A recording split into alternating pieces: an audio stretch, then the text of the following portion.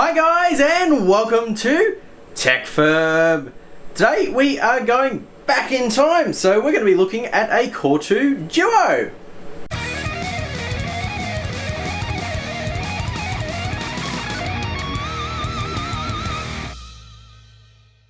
So some of you might be watching this video going, Kevin, why on earth are you doing a video about a Core 2 Duo? Well, there's two reasons for that. The first reason is I've done a poll on my YouTube channel and got a few comments and a few votes on it, and a high percentage was people who wanted content around Core 2s and Pentium 4s and old junk. That's where this comes in. And of course the other reason is I haven't done a Core 2 Duo video, I don't think, ever on my channel. I don't think I've ever had a dedicated Core 2 video, so we're going to do a dedicated Core 2 video. Now, the reason why I haven't done a dedicated Core 2 video is because they're a bit shit in 2019. To be honest, you probably shouldn't be using one in 2019 if you are. But I wanted to know, what can you actually do with these processors? Because we all know that the Core 2 quads, as amazing as they were for the time, were quite expensive, and also, you know, they're starting to get a bit long in the tooth, and I would highly anticipate that the same processors but with half the core count, yeah, they're going to do a lot worse. So that's where this guy comes in. It is as it was out of the factory in, like, what, 2007, 2008 when these things came out.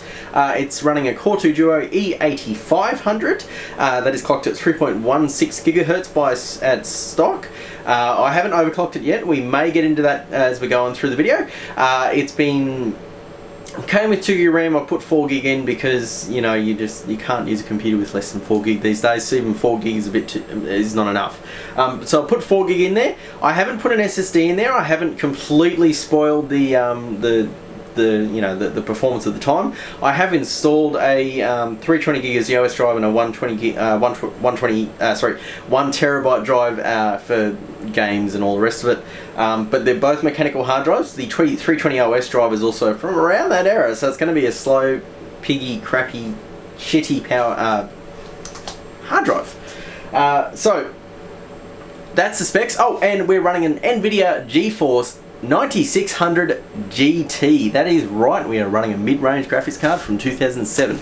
So we're not going to get much done, but let's dive in and see what this old junker in its current original spec can do in 2019. Alright, so we're booted into Windows now. You kind of have to press the power button, walk away, make a coffee, drink the coffee, make another coffee, drink that coffee, then get drunk, wake up the next morning, you're half hungover, then you can come back to it. That's about how quick it is to boot. In real world terms, that means 2 minutes, but yeah, it's kind of slow. It's got all the drivers on there now. It's Steam and everything is installed. So this is the image that I use for all my benchmarks on older systems. This is an older system, hence why it's got that set up. So I think we are gonna really hurt its chances of looking good at all. And I think we're gonna load up a game straight away. Okay, we're going to be somewhat fair to it. We're going to run Fallout New Vegas, mostly because I know I have save games for this, and I know that this should, in theory, run it. So let's see if we can play a game from 8 years ago. No, 10 years ago. I'm old. Alright, so that was pretty smooth gameplay. We were getting 60 frames per second in some spots, and overall it went pretty well. So I guess we should probably move on to the next game. For reference, this is at 1080p low, by the way. This is a 9600 GT. This is not a high-end graphics card for that time. It's a mid-range card, so it's done pretty well. Let's see if we can run Borderlands 2. Alrighty, so Borderlands 2, we're going to give it a go at 1080p low, and if need be, we'll drop the settings and see if it runs. But I'm actually feeling a bit more confident about this Core 2 than I did initially going into this, so I've almost forgotten that it can play older games. Alright, so Borderlands 2 runs as well. 30 frames per second, it's not getting 60, but it's running the game. It feels okay to play. It doesn't feel anything weird, so yeah, I'm pretty happy with how this is going so far. So I guess let's move on to the next game. Alright guys, moving into 2019, we are going to fire up Fortnite. So this is a game that I have no interest in. do not care about. I think it's another waste of time. I hate it as a game, but apparently the rest of the world thinks it's awesome, so I have to review it. I'm sorry. If you enjoy Fortnite, I'm sorry that my hate of it offends you, but I don't care.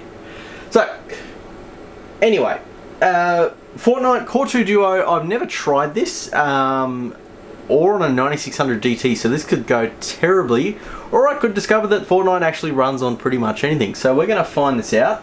I'm going to be bold and try and run 1080p low. It's probably not going to work, but I'm going to give it a go.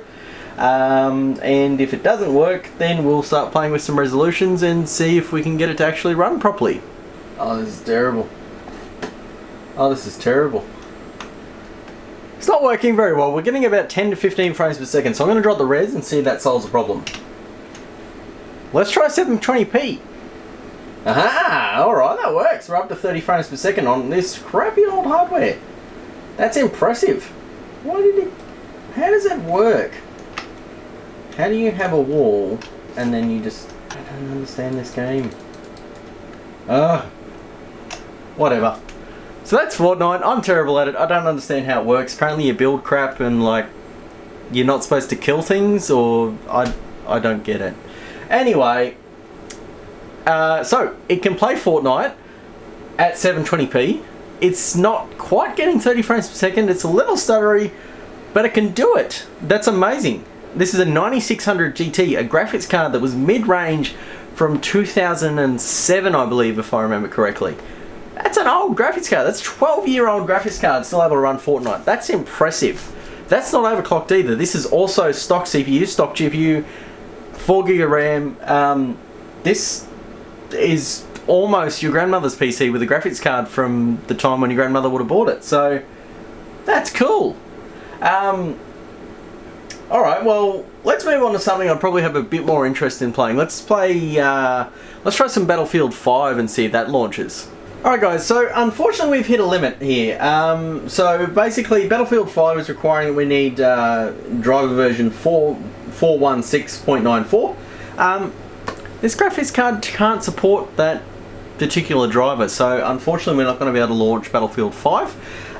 But to be honest, what would have happened is I would have launched the game, played the game for about 2 seconds, got 1 frames per second, and realised that this was not meant to run it. So that's fine. It's an early conclusion to that game, but that's would have been the reality anyway. So I guess probably the only other thing we should do to really put into context how crummy this CPU is we should probably run Cinebench. So let's do that. Alright, so Cinebench R15. Basically, if this gets over 150 Cinebench points, I'm going to be happy. So let's see how it goes. The other thing is in Windows 10, this CPU is getting like 25 to 50% CPU usage at idle. It's not great. Oh, here we go, here we go, here we go. It's a home stretch, it's a home stretch. Come on, come on, come on, come on. Yay!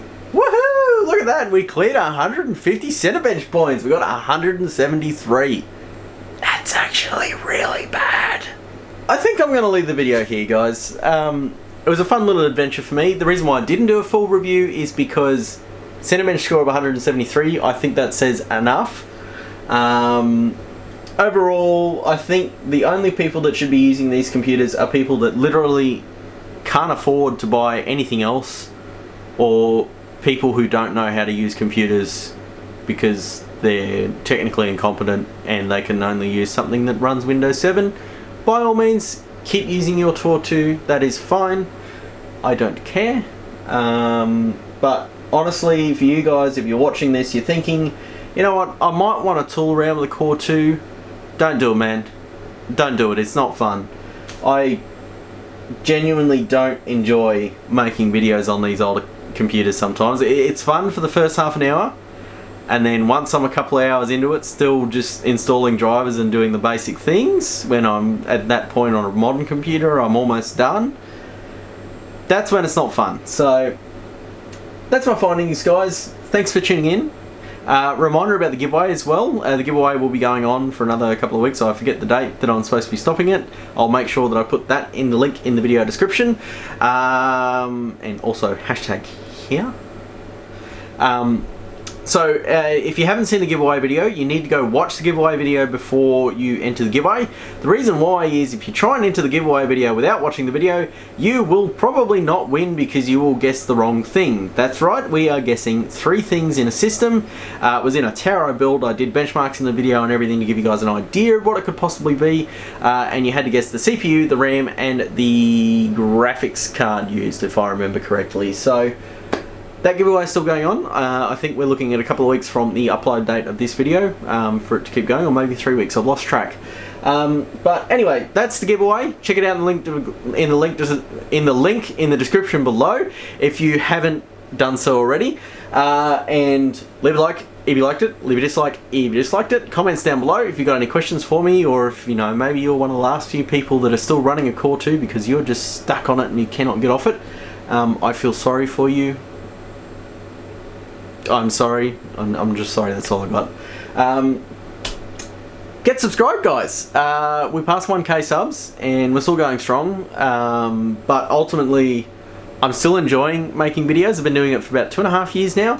But I still love this. This is awesome. So yeah, thanks for watching, guys, and I'll catch you in the next video.